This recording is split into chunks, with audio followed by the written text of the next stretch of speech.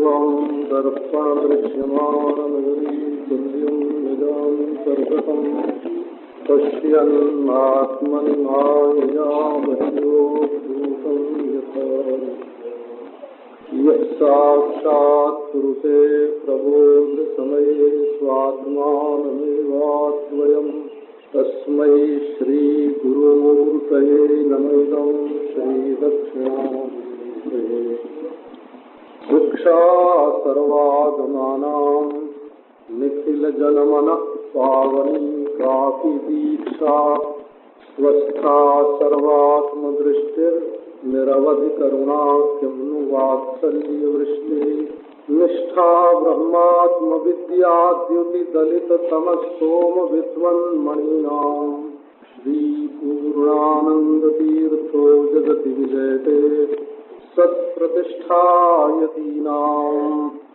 निगमकल्पतरोर्गलितं फलं सुखमुखादमृतद्रवसंयुतं पिबत भागवतं रसमालयं मुहुरहो रसिका भुवि भावुकाः नवीननीरदश्यामं नीलेन्दीवरलोचनं वल्लवीनन्दनं वन्दे कृष्णं गोपालरूपिणम्।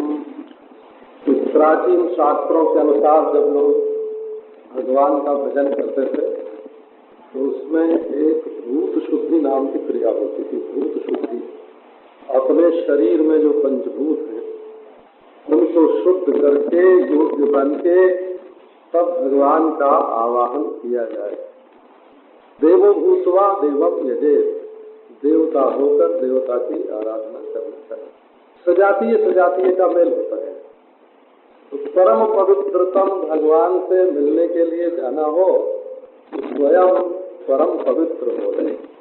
इसके लिए कई प्रक्रिया थी। पृथ्वी जल अग्नि वायु ये जो शरीर में रहते हैं इनमें कार्य को कारण में मिलाकर शुद्ध करना। शायद इस प्रक्रिया पर से लोगों का ध्यान उठ गया। हाथ में मैल लग जाए तो माटी से उसको धो देते थे। तो माटी कारण है और मैल कार्य है। मैल रूप कार्य अपने कारण मिट्टी में मिल गई। हाथ में गंदा पानी लग गया, पानी से धो दिया। तो कार्य की परिशुद्धि कारण के द्वारा होती है। प्राचीन परिकल्पना में हाथ में मैल लगा हो तो साबुन से शुद्ध नहीं होती, क्योंकि साबुन भी कार्य ही है। कार्य से कार्य की शुद्धि क्या होगी? ये एक पुरानी परंपरा आपको सुनाई।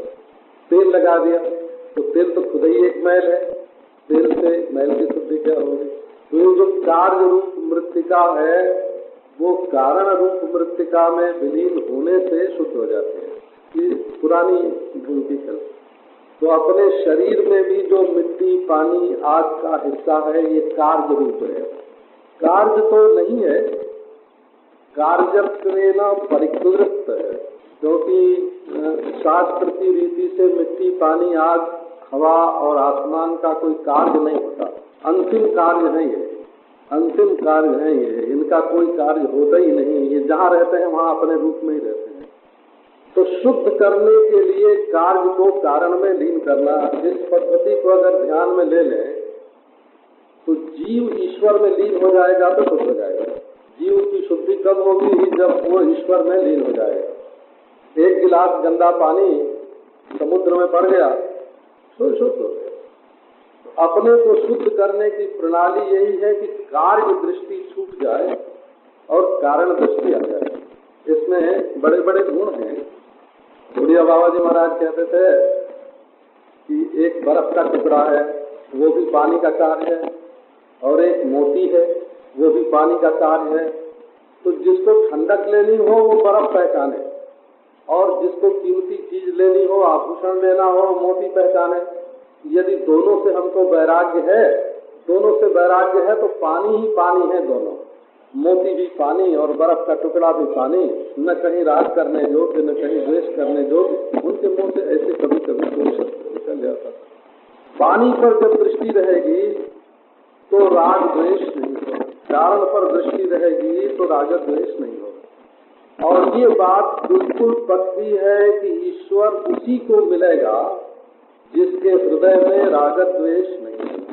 संसार में किसी से राग द्वेष रख के और फिर ईश्वर प्राप्त करने की आशा रखना, पलड़ा तो एक और झुका हुआ है, उससे तौला क्या जाए। एक और धरती में बैठा हुआ है तराजू का पलड़ा, उससे तौला क्या जाए। तो श्री कृष्णावतार के प्रसंग में ये भूत शुद्धि की जो प्रक्रिया है, अपने शरीर में जो भूत हैं उनको शुद्ध करते हैं हम। मंत्र भी है इसके लिए, ध्यान भी है इसके लिए। ओम मूल श्रृंगाटा शिरस्थ सुना पतेना जीव शिवम परम शिव पदे योजयामी स्वाहा। और भी ऐसे मंत्र हैं। अपने इष्ट देव के नाम का मंत्र का जप, अपने इष्ट देव का ध्यान, कुंडलिनी शक्ति का चिंतन, मूलाधार से लेकर के सहस्त्रार पर्यंत। तो जब विश्व में श्री कृष्ण प्रकट होने लगे तो मानो विश्व की भूत शुद्धि हुई, विश्व सृष्टि की भूत शुद्धि हुई। उसमें काल शुद्ध, देश शुद्ध, आकाश शुद्ध, नदी शुद्ध, पृथ्वी शुद्ध, अग्नि शुद्ध, वायु शुद्ध। लोगों के मन भी एकाएक निर्मल हो गए। भगवान आवेंगे। देखो हमारे घर में जब कोई राजा रईस आने वाला होता है तो हम अपने को सजा के संवार के उसके सामने उपस्थित करते हैं। वोट देना होता है तो खादी पहन के जाते हैं। जो लोग कभी नहीं पहनते हैं वे भी उस दिन पहन लेते हैं। तो भाई भगवान के दरबार में जाना तो कुछ न पत्नी पति से मिलने के लिए जा रही है तो श्रृंगार करके जा रही है। तो ये प्रकृति नायिका ने परमेश्वर के शुभागमन के अवसर पर श्रृंगार किया। और श्रृंगार केवल बाहर का नहीं, भीतर का भी श्रृंगार किया। ऐसी बात बढ़िया कही गई है, मनान्त्यासन प्रसन्नानि साधूनाम असुरद्रुहाम जायमाने जने तस्मिन् नेदुर्दुन्दुभयो दिवि। ये संस्कृत की दृष्टि से इतना सरल है, इतना सुगम है कि बच्चा भी इसको समझे। मनांस्यासन प्रसन्नानि साधूनाम मनांसी प्रसन्नानि आसन। साधुओं के मन प्रसन्न हो गए। मन की प्रसन्नता भी, प्रसाद माने संस्कृत भाषा में निर्मल होता है। दिशा प्रसेदो प्रसन्ना दिशा, वो आज दिशाएं प्रसन्न है, निर्मल है, धुआं धक्कर कुछ नहीं है, आदि पानी कुछ नहीं है। हमारे मन में कभी आग लग जाती है, जब द्वेष होता है ना किसी से तो आग लग जाती है। दूसरा पीछे जलता है, द्वेष करने वाला पहले ही जल मरता है। हमने एक ग्रंथ में पढ़ा था ऐसा दृष्टांत। एक तो आया क्रोध, तो उसने आग का अंगारा दौड़ के उठाया और जिसके प्रति द्वेष आया था उसके ऊपर फेंका। जिसके ऊपर फेंका वो तो बच गया, भाग गया, और फेंकने वाले का हाथ जल गया, अंगारा ही होता है। तो जिसके हृदय में द्वेष होता है तकलीफ उसको होती है, ताप कला उसको होती है। जिसके प्रति किया जाता है तकलीफ का मूल, संस्कृत में तकलीफ शब्द है ना, उसका मूल ताप कला शब्द है। ताप कला शब्द, ऐसे शब्दों का प्रयोग महाभारत में मिलता है। धने सुख कला काचित, धर्म में तो परम सुखम। धन में सुख कला का निवास है और धर्म में परम सुख का निवास है। धने सुख कला काचित, धर्म में तो परम सुख। तो जब हम दूसरे को तकलीफ देने जाते हैं तो स्वयं तकलीफ में पड़ जाते हैं। ये मनुष्य का जो हृदय है वो उस कुएं की तरह है जिसमें से जितना पानी निकाला जाए उतना ही भीतर से पानी निकल जाए। आप जितना सद्भाव, जितना सद्गुण, जितना सद्व्यवहार सामने वाले को दोगे उतने ही उसमें से भीतर से सत निकलता रहेगा। यदि सद्भाव के दान में कंजूसी करोगे तो तुम्हारे हृदय में सद्भाव का प्रस्फुरण भी नहीं होगा। हृदय में सद्भाव को प्रस्फुरित करने के लिए उसका वितरण आवश्यक है। जितना जितना सद्भाव को बांटेंगे उतना ही उतना आएगा। तो साधु पुरुषों का मन प्रसन्न हो गया। प्रसन्न हो गया माने निर्मल हो गया, प्रसन्नादिशा। तो कभी आग जलती है, कभी आंधी चलती है, कभी बादल आते हैं, बाढ़ आती है। तो जब क्रोध का प्रकोप होता है तब आग लगती है, और जब काम का प्रकोप होता है तब आंधी चलती है। और जब लोभ का प्रकोप होता है अंतःकरण में तो पानी वर्षा ये कप है, लोभ कप है, क्रोध पित्त है और काम जो है ये बात है। तो जैसे वातावरण में आंधी चले या बाढ़ आवे या आग लगे तो उपद्रव हो जाता है, वैसे ही मनुष्य के हृदय में भी जब ये होते हैं तो हृदय की निर्मलता नष्ट हो जाती है, प्रसाद नहीं रहता है, साधुओं का मन प्रसन्न हो गया। तो इसमें पद का जो प्रयोग है अपने गुरुजनों का स्मरण करता हूँ। मैंने श्रीमद् भागवत पढ़ा था पंडित भूप नारायण शास्त्री से, वो हमारे सब तरह से हितैषी थे। तो जब साधु नाम असुरद्रुहाम ये पाठ आया तो उन्होंने कहा कि देखो असुरेभ्यो द्रुह्यन्ति इति असुरद्रुहा तेषाम असुरद्रुहाम, ऐसा समास यहाँ मत करना। उसका अर्थ होता है असुरों से द्रोह करने वाले साधुओं का मन प्रसन्न हो गया। बोले असुरों से द्रोह भी करें और मन भी प्रसन्न हो जाए, ऐसा कैसे होगा? यदि किसी से कोई द्रोह करता है तो उसका मन प्रसन्न रह ही नहीं सकता। जिससे द्रोह होगा वो द्रोह ही कलुष है और वो चित्त में भरा रहेगा। तो उन्होंने कहा कि द्रुह्यन्ति इति द्रुह अलग बनाओ और असुरा सुर विरोधिना अलग बनाओ। असुरा द्रोह जेषाम ते असुरद्रोहा तेषा, असुर जिनसे द्रोह करते हैं साधु लोगों से, असुरा द्रोहा जेषाम तेषाम असुरद्रोहा। साधु असुर से भी द्रोह नहीं करता, असुर लोग साधु से द्रोह करते हैं। तो असुर लोग जिनसे द्रोह करते हैं उन साधुओं का मन प्रसन्न हो गया। जायमाने जने तस्मिन् नेदुर्दुन्दुभयो दिवि, साधुओं का तो महाराज क्या अद्भुत गति है। उसमें उत्तर रामचरित में भवभूति ने साधुओं के बारे में एक श्लोक लिखा। आप लोग सब जानते हैं, हम तो याद ही दिलाते हैं। प्रिय प्राया वृत्तिर विनय मधुरो वाचि नियमः प्रकृत्या कल्याणी मतिरनवगीत परिचयः पुरोगा पश्चाद् वा तदिदमविपर्यासितरसं रहस्यं साधूनां अनुपधि विशुद्धम विजयते। साधु के जीवन का रहस्य क्या है? प्रिय प्राया वृत्ति, उनकी वृत्ति में प्रियता ही भरी रहे, सबसे प्रेम सबसे प्रेम सबसे प्रेम। उनका खान पान रहन सहन भी किसी को उद्विग्न करने वाला नहीं होता। प्रिय प्राया वृत्ति, वृत्ति जीविका, वृत्ति चित्त वृत्ति। प्रिय प्राया वृत्तिर विनय मधुरो, विनय की मिठास विनय की माधुरी उनके जीवन में भरी रहती है। अभिमान नहीं। वाचि नियमः, सोच विचार के बोलते हैं, ऐसे ही फूल जलूल नहीं बोलते। नियंत्रण, उनकी वाणी नियंत्रण में होती है। माफ करना, जिसकी जीभ नियंत्रित नहीं है उसकी कोई भी इंद्रिय नियंत्रित नहीं है। ये जीभ दो इंद्रियों का उपलक्षण है, वाग इंद्रिय और ज्ञानेंद्रिय उपलक्षण ही है जीभ। इससे खाया स्वाद जो लिया जाता है वो तो ज्ञान है और इससे जो बोला जाता है तो कर्म है। तो यदि जीभ नियंत्रित है तो ये मालूम पड़ता है कि इसका कर्म भी नियंत्रित है और भोग भी नियंत्रित है। ये भोग जो है वो ज्ञानात्मक होता है। तो जिसकी जीभ नियंत्रित है उसका कर्म भी नियंत्रित है और भोग भी नियंत्रित है। और जिसकी जीभ ही नियंत्रित नहीं है, रसनेन्द्रिय नियंत्रित नहीं है, तो जननेन्द्रिय भी नियंत्रित नहीं है। ये बिल्कुल पक्की बात है। जैसे चक्की में छींक पड़े तो आटा तो निकलेगा ही। तो जीभ की ओर से जो चीज डाली जाएगी वो अपनी जगह से निकलेगी तो सही, अच्छा जी, और बोलने में जो भरा है तो निकलेगा। तो ये नियंत्रित करने से वासनाएं शांत हो जाते हैं। जीभ को नियंत्रण में रखने से रसनेन्द्रिय नियंत्रण रखने से जननेन्द्रिय भी नियंत्रित हो जाती है।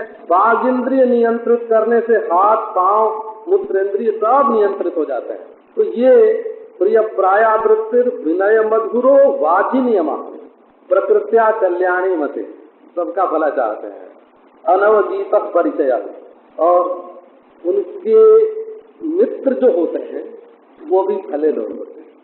पूर्वा पश्चित पश्चात वा तदिदम अभिपर्यासित रसम, चाहे पहले दिन मिले चाहे आखिरी दिन मिले, एक रस दान करके मिले। रस में विपर्यास नहीं है। रहस्यम साधु नाम निरुपधि विशुद्धम वेदते, ये साधु जीवन का रहस्य है। साधु जीवन का, वो साधु माने केवल आश्रम के साधु नहीं, जिनके हृदय में साधुता है। तो तू गिरफ्ती मैं विरक्ति, उस साधु की चर्चा मैं नहीं कर रहा हूँ। तू गिरफ्ती मैं विरक्ति, उस साधु की चर्चा कर रहा हूँ जिसके हृदय में साधुता का निवास है। तो साधु नाम असुर द्रोहा, साधु लोग सबका मंगल चाहते हैं, सबका मंगल चाहते हैं। श्री रूप गोस्वामी जी ने एक भक्त साधु का लक्षण दिया है। अप्रेक्ष्य क्लममात्मनो विदधति प्रीत्या परेशां प्रियम, लज्जन्ते दुरितोद्यमादिव निजस्तोत्रानुबन्धादपि, विद्या वित्त कुलादिभिश्च जदमी जानति क्रमान्नम्रताम्, रम्या कापि सतामियं विजयते नैसर्गिकी प्रक्रिया। साधुओं की रहनी कैसी है? और ये सफेद कपड़े वाले लोग साधुओं की रहनी का मतलब ये न समझने कि हमारे लिए नहीं, सबके लिए, अपनी तकलीफ नहीं देखते। अप्रेक्ष्य क्लममात्मनः, साधु का स्वभाव है कि वो अपना श्रम, अपनी थकान, अपनी तकलीफ न देख करके बड़े प्रेम से दूसरों का हित करता है। अप्रेक्ष्य क्लममात्मनो विदधति प्रीत्या परेशां प्रियम, लज्जन्ते दुरितोद्यमादिव, अपनी तारीफ सुनने में उनको शर्म आती है, जैसे मैं कोई पाप करने जा रहा हूँ। और विद्या वित्त कुल की उच्चता से जितनी जितनी उच्चता हो उतने उतना नम्र होते जाते हैं। ये संतों की कोई रमणीय परिपाटी है। रम्या कापि सतामियं विजयते नैसर्गिकी प्रक्रिया, वो बनावट नहीं है, उसमें भी बनावट नहीं है, ये उनका स्वभाव है, ऐसे होते ही हैं। तो श्री कृष्ण चरित्र सुनने के लिए इस साधुता का आविर्भाव होना चाहिए हृदय में। श्री कृष्ण जन्म का अनुभव करने के लिए इस साधुता का आविर्भाव होना चाहिए हृदय में। मनहंस्यासन प्रसन्नानि साधूनाम असुरद्रुहाम। एक बात बताते हैं कि संसारी लोगों का मन तो अपने अनुकूल विषय भोग मिलता है तो प्रसन्न हो जाता है, और प्रतिकूल भोग मिलता है तो दुखी हो जाते हैं। ये जो साधु बेचारे हैं ये तो प्रतिकूल भोग का दुख तो पाते ही हैं, जब कभी अनुकूल भोग इनको मिलता है तब भी पछताते हैं कि हाय हाय ये मंद प्रारब्ध से हमको ये भोग मिला। साधुता की पहचान में एक ये भी है कि अच्छी अच्छी चीजें जब खाने को पहनने को मिले तो सोचते हैं कि ये हमारा प्रारब्ध जो है वो साधुता के अनुरूप नहीं है, साधुता के विरुद्ध है, इसलिए बढ़िया भोग लाकर हमारे सामने रखा है। उनको तो न अच्छा मिले तब न बुरा मिले तो किसी तरह से उनके मन को प्रसन्नता होती नहीं। वो तो कहते हैं कि मन का विरोध करो, मन का निरोध करो, मन का बाध करो। ये बाबा जी लोग जो हैं ये और सबसे प्रेम करते हो तो करते हो, परंतु अपने मन से प्रेम नहीं करते हैं। बड़ा धोखेबाज मन है, बड़ा ही धोखेबाज है। महाराज पहले कहता है देख लो, देखने में क्या हर्ज है, फिर कहता है बात कर लो, बात करने में कौन सा पाप लगता है, फिर कहता है छू लो, छूने में क्या दोष लगता है। और जब देखने लगे, जब बात करने लगे, जब छूने लगे तो दूसरी इंद्रियां काबू से बाहर हो गई। साधु के लिए तो कबीरदास ने कहा राजा दुखी प्रजा दुखी, साधु के दुख दूना, कहे कबीर सुनो भाई साधो, एक घर नहीं सुना। साधु के दुख दूना। तो अब साधुओं का मन प्रसन्न हुआ। ये कैसे हुआ? ये श्री कृष्णावतार से हुआ। अब मन का विरोध करने का कोई कारण नहीं रहा, मन का निरोध करने का भी कोई कारण नहीं रहा। इतः साक्षरपि तद भजामा। इंद्रियों के साथ मन कहता है कि अब तक तो हमको निरोध की कैद सहनी पड़ती थी, अब तक हमको धार्मिक विरोध सहन करना पड़ता था। धर्म में विरोध होता है और योग में विरोध होता है, उपासना में अनुरोध होता है, और ईश्वर कृपा से ज्ञान मार्ग जो है वो अविरोध है, उसमें तो अविरोध ही अविरोध है। तो श्री गौड़पादाचार्य ने कारिका में 2 बार कम से कम अविरोध शब्द का प्रयोग किया है। अविवादो विरुद्धश्च जो धर्म, हम जिस धर्म का वर्णन करते हैं वो निर्विवाद है और निर्विरोध है। अविवादो विरुद्धश्च देशितः सम्यमाम्यहम्, अविवाद निर्विवाद निर्विरोध। तो बोले भाई ये अविरोधी अब श्री कृष्ण आ रहे हैं, तो हमारा मन आँख के रास्ते कृष्ण को देखने के लिए जाएगा, गए बिना रह नहीं सकता हो।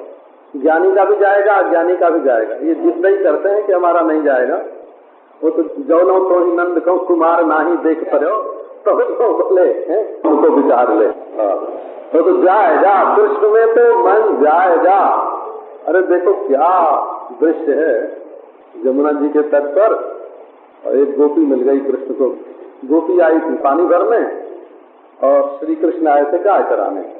जब दोनों मिले तब क्या हुआ, बोले 2 ऊपर है पैया, 2 लेत हैं बलैया, इन्हें भूल गई गैया, उन्हें गागर उठाई हो। गाय चराना भूल गया, गागर उठाना भूल गया। ये तो मन को कितना भी रोको महाराज, ये कृष्ण शब्द का अर्थ ही ये है, कर्षति आकर्षति कृषति, दोनों ही तरह से होता है। कृष्ण शब्द का अर्थ होता है किसान, कृष्ण शब्द का अर्थ होता है चुंबक। कर्षति से चुंबक और कृषति से किसान, वैसे धातु एक ही है। तो भक्त के हृदय में जो कठोरता है उसको मिटा के मोह का ममता का कंकड़ पत्थर बाहर फेंक के न रहे, उसको सद्भाव से सींच कर प्रेम का बीज बोते हैं और उसको पल्लवित करते हैं, अंकुरित करते हैं, पल्लवित करते हैं, पुष्पित करते हैं, फलित करते हैं, उसका रसास्वादन करते हैं। ये कृष्ण किसान, हमारे हृदय रूप खेत के किसान हैं कृष्ण, और हमारे हृदय रूप लौह पिंड के बड़ा कठोर है। पकड़ ले तो पकड़ ले, छोड़ दे तो छोड़ दे, ऐसा है ये हृदय। इसके लिए चुंबक है श्री कृष्ण, तो आपके दिल को खींचेंगे कभी न कभी जरूर। अभी खींचते हैं बहुत बढ़िया, नहीं तो आगे खींचेंगे। बढ़िया वस्तु का स्वभाव ही ये होता है। एक बार रसगुल्ला मुंह में डाल दिया और फिर थूकने का प्रयास किया, राम राम राम। अब वो थूकते थूकते महाराज गले के नीचे उसकी चाशनी उतर गई।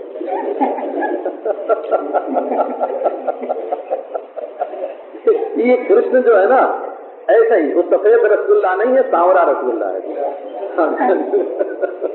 रसगुल्ला ही है। ये जिसके हृदय में अपना स्थान बना ले, तो ये जो साधु नाम असुर द्रोहाम मनांसी, साधुओं का मन पहले धार्मिक विरोध और यौगिक निरोध से भयभीत था। साधुओं के मन में अरे राम राम राम, कहीं धर्म के विरुद्ध कोई काम न करे, अब इसको हम बांधेंगे, तो मन बड़ा डर है कि बाबा यहाँ तो जब साधुओं के दिल में हम क्या आए, विरोध और निरोध सहने के लिए आए। बोले अब कोई जरूरत नहीं, अब चलेंगे, आप आँख से कृष्ण का दर्शन करेंगे, निरोध की जरूरत नहीं है ना। अब कान से श्री कृष्ण की वंशी ध्वनि सुनेंगे, अब निरोध की क्या जरूरत। अब त्वचा से कृष्ण का स्पर्श करेंगे, अब तो पिबन्तैव चक्षुर्भ्याम, आंखों से पिएंगे कृष्ण को, जिघ्रन्तैव नासाभ्याम, नाक से सूंघेंगे कृष्ण को, रंभन्तैव बाहुभी, हाथों से उनको हृदय से लगाएंगे। आओ, अब साधुओं का मन बिल्कुल प्रसन्न निर्मल हो गया।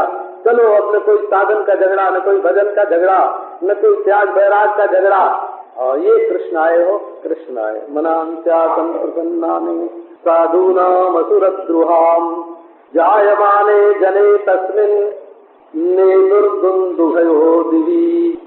अजनी निर्माये, अजन शब्द का अर्थ है निर्माय। जनयति जगत इति जना माया, नास्ति जना माया जस्मिन् असौ अजना। अजने जन्म रहते अजने जन्म रहते अजने निर्माए जायमाने सती। जिस समय भगवान श्री कृष्ण के जन्म का अवसर आया, अजन्मा का जन्म एक अद्भुत चमत्कार होने जा रहा है। जिसका जन्म कभी नहीं हुआ उसका जन्म होने जा रहा है। माया के फंदे में फंसकर जीव जन्म से मरते हैं और माया को अपने अधीन करके भगवान जन्म लेते हैं। जीव का जन्म माया के वश में है। जायमाने जने तस्मिन, जन्म मरण रहित भगवान जायमान हो रहे हैं। ये तर्क वितर्क से समझ में नहीं आता। कितना तर्क लड़ाओ, कितना शास्त्रार्थ करो, कितनी युक्ति लगाओ, कितनी पोथी पढ़ो, उसमें ये अजन्मा का जन्म समझ में नहीं आएगा। ये तो भक्तों के भक्तिपूत हृदय में ही होता है। जायमाने अजायमानो बहुधा विजायते, वो जन्म लेके भी अजन्मा ही रहते हैं। श्रुति ने कहा सौ श्रेयान भवति जायमाना, भगवान जब तक अजन्मा रहते हैं तब तक श्रेयस्कर नहीं होते हैं। देखो श्रुति का ऐसा, जब तक भगवान अजन्मा रहते हैं तब तक वो श्रेयस्कर नहीं रहते हैं। जुबा सुबासा परिवीत आगास सौ श्रेयान भवति, हमारे हृदय में उनका जन्म होना चाहिए और ऐसा तरुण जन्म होना चाहिए, सुबासा जन्म होना चाहिए, परिवीत जन्म होना चाहिए। जैसे राम है, कृष्ण है, ऐसे परब्रह्म परमात्मा हमारे हृदय में प्रकट हो जाए। ब्रह्म का होना दुख निवारण के लिए पर्याप्त नहीं है, ब्रह्म का हमारे हृदय में प्रकट होना दुख मिटाने में समर्थ है। ब्रह्म किसी का दुख नहीं मिटाता, ब्रह्म प्रमा दुख के संपूर्ण उपादान अज्ञान को मिटा देती है। ब्रह्म प्रमा अभीष्ट है जीवन में, ब्रह्म ऐसा है कि ऐसा है, जो अभीष्ट नहीं है, होगा अपने घर का ब्रह्म, उससे हमारा क्या बनता बिगड़ता है। ब्रह्म प्रमा जब तक नहीं होगी, ब्रह्मात्मैक्य बोध जब तक नहीं होगा, तब तक ब्रह्म हमारा कोई कल्याण नहीं कर सकता। उस निष्क्रिय को सक्रिय बनाने के लिए, उस ज्ञान स्वरूप को अज्ञान ध्वंसी बनाने के लिए हृदय में लाना पड़ता है। पोथी वाला ब्रह्म भी कल्याण नहीं करेगा और तत्व ब्रह्म जो है परमार्थ ब्रह्म है वो भी कल्याण नहीं करेगा। न परमार्थ ब्रह्म कल्याण करेगा न पोथी का ब्रह्म कल्याण करेगा। हमारे हृदय में जो ब्रह्म आवेगा वही हमारा कल्याण करेगा। जायमाने जने तस्मिन ने दुर्दुन्दुभयो दिवी, जब भगवान के जन्म का समय आया स्वर्ग लोक में दुंदुभियां बजने लगे, नगाड़े अपने आप बजने लगे। तो कोई ऐसा अवसर होता है कि जादू को वो जो सिर पर चढ़ के बोलते हैं। ये जो दुंदुभी हैं, नगाड़े हैं, ये रहते तो है बेचारे स्वर्ग में। हे भगवान, वो किसी पुण्य प्रताप से बहुत पुण्यात्मा हुए। आप ये मत समझना कि पुण्य करने से भगवान मिल जाए। अरे पुण्य करने से कभी कभी देवताओं का नगाड़ा होना पड़ता है, तो वो भी पुण्य का ही फल है। देवताओं का नगाड़ा होना, या नंदन वन में एक पौधा हो जाएंगे, नंदन वन में गुलाब के फूल बन जाएंगे या बेला के फूल बन जाएंगे या भौरा बन के मलदाएंगे, तो वो सब पुण्य का फल है। ये नहीं कि पुण्य आत्मा जो होगा उसको भगवान मिल जाएंगे। उन्हें भी मधुमक्खी बनना पड़ता है चैत्र रथ में। तो ईश्वर कृपा से दुंदुभी जो बने हुए थे, उन लोगों ने देखा कि देवताओं के घर में जब कोई मंगल उत्सव होता है तो हम लोगों को पीटना पड़ता है, पीट के बचते हैं। देखो यही तो उनका सौभाग्य है ना, वो लकड़ी पड़े तो बजे। बोले आज आया कृष्ण के जन्म का समय, तो आज भी हम लोग पीटने के बाद अगर बजेंगे तो क्या वजह है, पीटने के बाद नहीं बजेंगे हो, आज तो स्वयं बजेंगे। तो देखो संस्कृत भाषा की प्रकृति बोल रही है ना, नेदुर दुंदुभयो देवी, आकाश में दुंदुभियां स्वयं बजने लगे। जायमाने जने तस्मिन नेदुर दुंदुभयो देवी, समता का वर्णन करते हैं। जगु किन्नर गंधर्वा तुष्टुभु सिद्ध चारणा विद्याधर्यश्च नृतुः अप्सरोभिः समं सदा। समता आ गई सृष्टि में।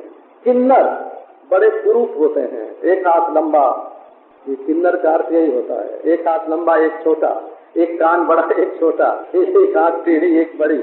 ये जो हमारे शरीर में अवयव है ना, दोनों आंख बराबर ना हो तो किन्नर हो गए। कह सकते हैं कि ये किन्नर है। दोनों आंख बराबर ना हो, दोनों कान बराबर ना हो, दोनों हाथ बराबर ना हो, दोनों पांव बराबर ना हो, बड़े कुरूप होते हैं। और कहने का मतलब किन्नर लोग जो है वो कुरूप होते हैं, कुत्सिता नरा किन्नरा, उनकी आकृति जो है वो कुत्सित है। और गंधर्व लोग बड़े सुंदर होते हैं, और गंधर्व लोग किन्नरों के प्रति घृणा करते हैं। जिनकी चमड़ी जरा अच्छी हो जाती है ना, वो कह देते हैं क्या काला, उनको काला आदमी को छूने में डर लगता है कि हमको कोयला न लग जाए। और काले आदमी को भी ईश्वर कृपा से अपने बारे में ये नहीं ख्याल होता कि हम कृष्ण तरीके हैं, ये नहीं होता है। वो तो करिया करिया तन पर पाउडर की शोभा करता है, मन भुवानी गीत पर कलई दीन कराए।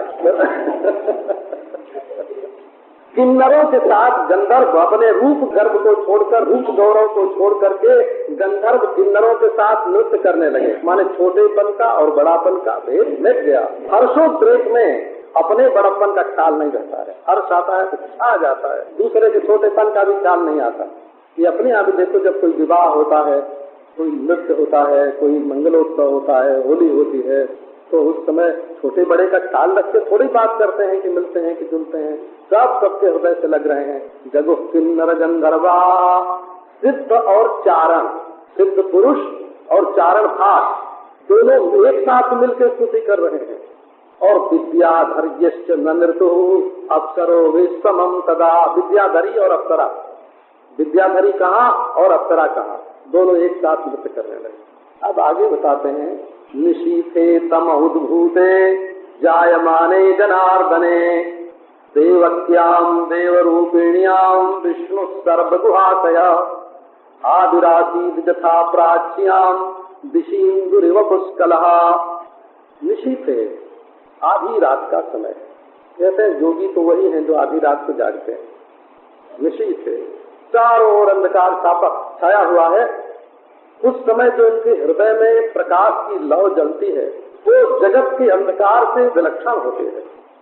चार जो संधियां हैं, तो संध्या वंदन करने का विधान है, संधि काल में संध्या करना। तो प्रातः संध्या, मध्याह्न संध्या, सायं संध्या, ये तो 3 आश्रम के लोग करते हैं, ब्रह्मचारी, गृहस्थ, वानप्रस्थ। और चौथी जो संधि काल की संध्या है वो सन्यासी करते हैं, निशीथ संध्या बोलते हैं उसको, आधी रात की संध्या। शाम, प्रकृति सो गई है, क्योंकि उनको जप वाली संध्या नहीं करनी है, उनको प्राणायाम वाली संध्या नहीं करनी है, उनको न्यास वाली संध्या नहीं करनी है, अर्घदान वाली संध्या नहीं करनी है, तो उनकी संध्या होती है निशीथ काल में। निशीथे तम उद्भूते जायमाने जनार्दने, चारों ओर अंधकार छाया हुआ था। प्रकृति मांग रही थी कि प्रभु अब हमें प्रकाश की आवश्यकता है।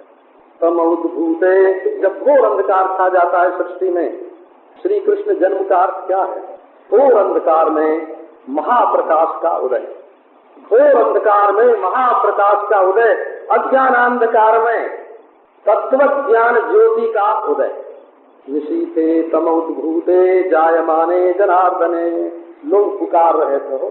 जब तक मांग नहीं होती ना, इसका भी एक सिद्धांत है, रक्षापेक्षाम अपेक्षते।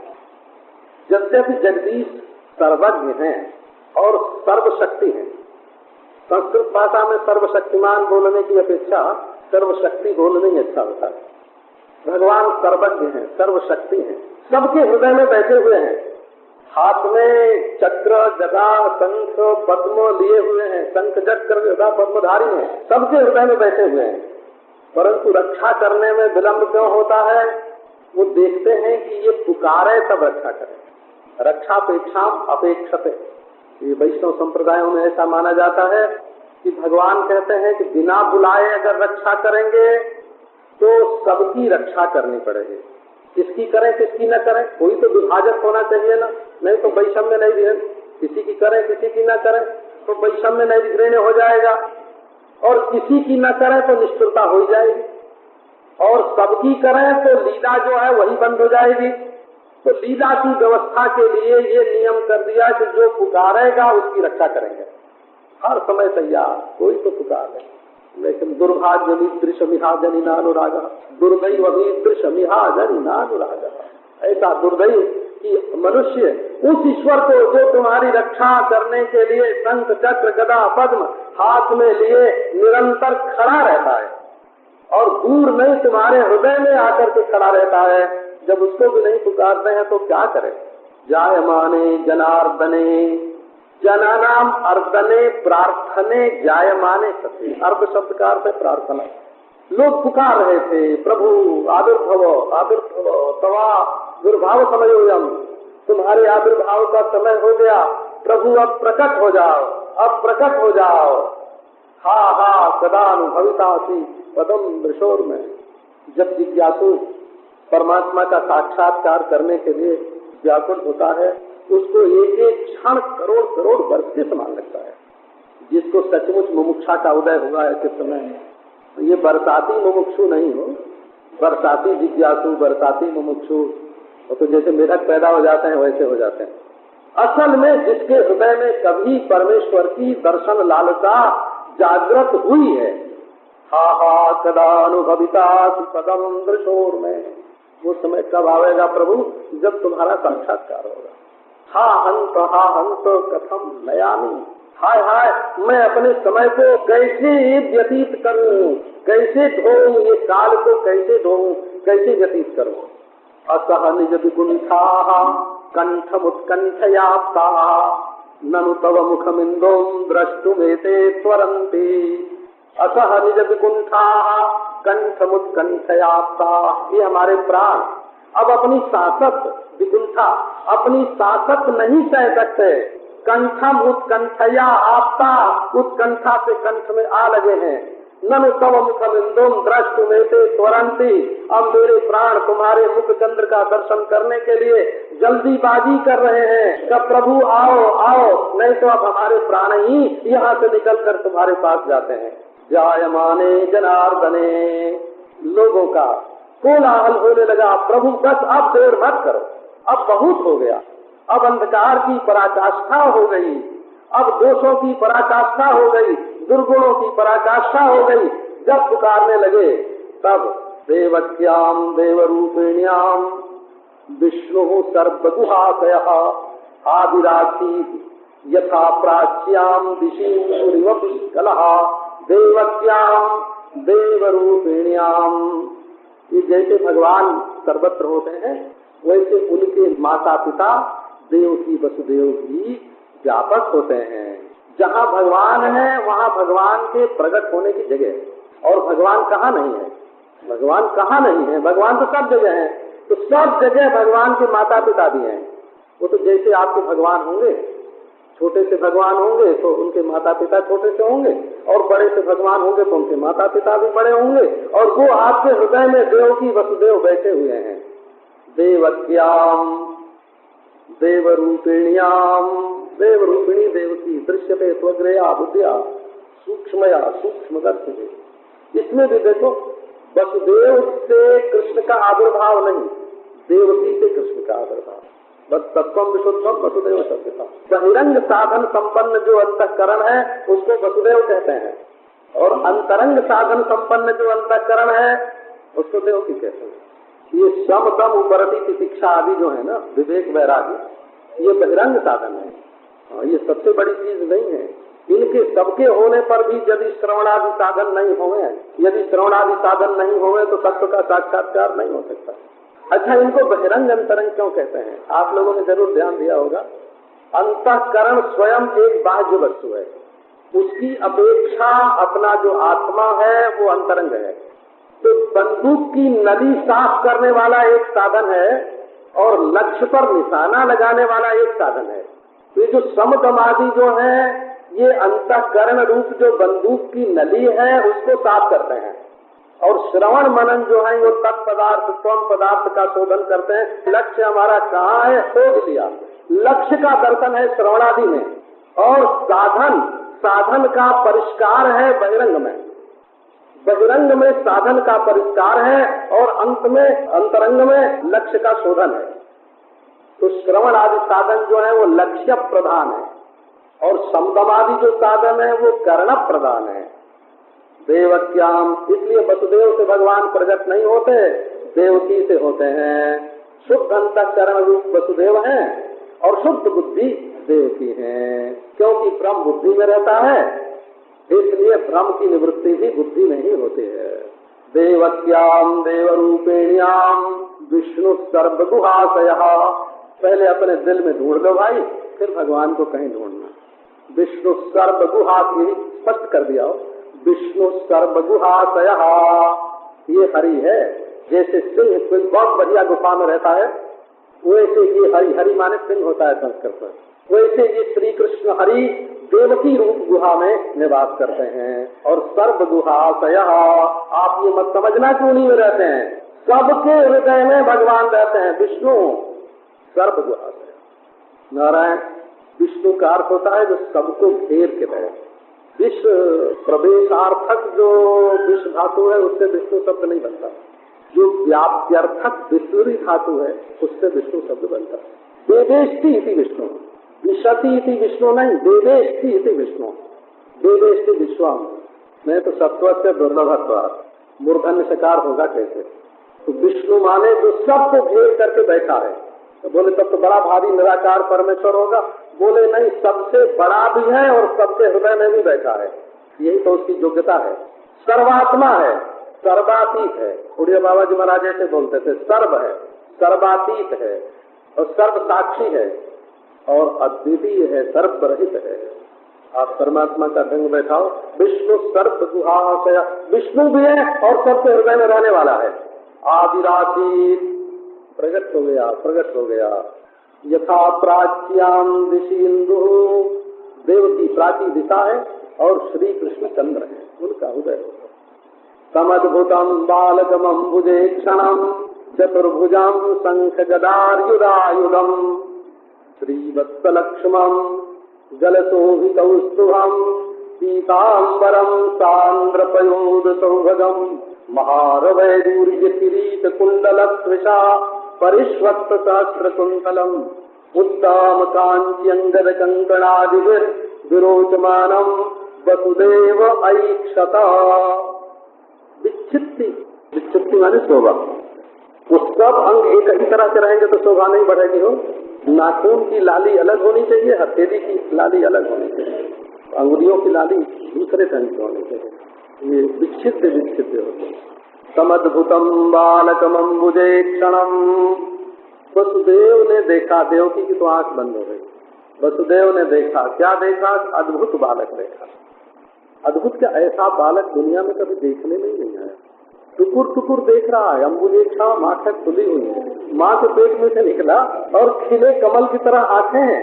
अम्बुजे अद्भुतम, समद्भुतम बालकम अम्बुजे क्षणम चतुर्भुजम, सबके 2 हाथ का बालक होता है, इनके 4 हाथ का बालक हुआ, 4 हाथ वाला।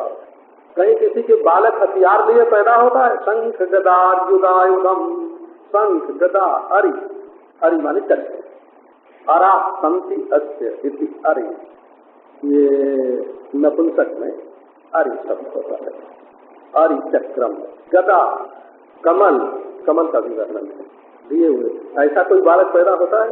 कोई ऐसा बालक जो हाथ में शंख चक्र गदा लिए हुए होए, 4 हाथ का होए, अद्भुत बालक हुआ ना। अद्भुत माने जैसा नहीं होता, ये भगवान प्रकट हो गए। अद्भुताम, चक्र को थोड़ा हिला भी रहे हैं, घुमा रहे हैं। अतति च भवति च, वो अद्भुत शब्द में औड़ाधिक प्रत्यय होता है, दुतच। आश्चर्य है, जन्म ले रहा है और चल रहा है, जन्म लेते समय ही चल रहा है। लो बोला वो जायते, उसके बाद अस्ति, फिर वर्धते होता है। और ये तो जन्म के समय ही, अस्ति नहीं, ये तो बिल्कुल चलता हुआ दिखाई पड़ रहा है। समद्भुतम बालकम, बालेषु कानि ब्रह्मांडानि यस्य, जिसके बाल बाल में ब्रह्मांड है। बालक का माने ब्रह्मांड, बालक को ब्रह्मा जस्य, ब्रह्मा जिसके बालक है। ऐसे बहुत अर्थ करते हैं पंडित लोग, बहुत अर्थ करते हैं, वो तो पंडिताई की बात होती है। समद्भुतम बालकम अम्बुजे क्षणम, अम्बुजे क्षणम का एक अर्थ है लक्ष्मी को ढूंढ रहे हैं कि मैं तो आ गया, हमारी लक्ष्मी जी आई कि नहीं आई। अम्बुजायाम क्षणे जैसे ढूंढ रहे हैं लक्ष्मी जी कहाँ है, आई कि नहीं आई।